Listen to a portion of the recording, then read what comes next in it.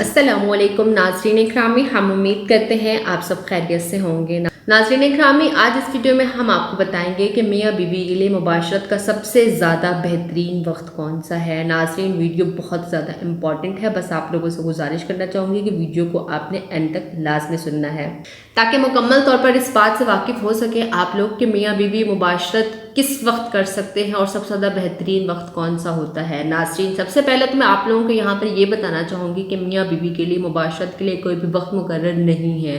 नाज़रीन इकरामी, जिन हज़रात ने अभी तक हमारे चैनल को सब्सक्राइब नहीं किया है और पहली दफ़ा हमारी वीडियोस को देख रहे हैं, उनसे हम गुजारिश करना चाहेंगे कि हमारे चैनल को ज़रूर सब्सक्राइब करें और जल्दी से बेल आइकन के बटन को भी लाजमी प्रेस कर दें ताकि आपको मज़ीद आने वाली वीडियोज़ को नोटिफिकेशन पर मिलता रहे।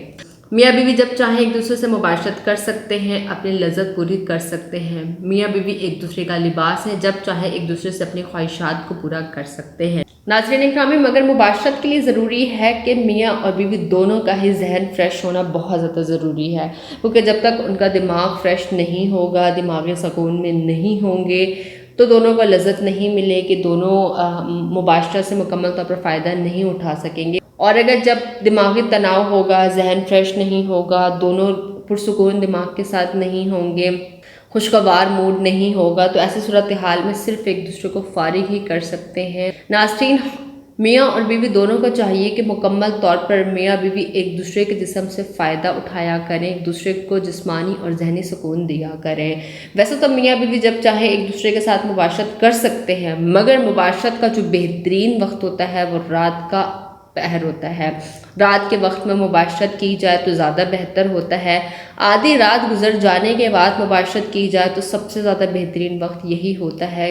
और कोशिश करें कि जब मुबाशरत करने लगें तो उस वक्त अपना पेट खाली रखें, खाली पेट के साथ मुबाशरत करें।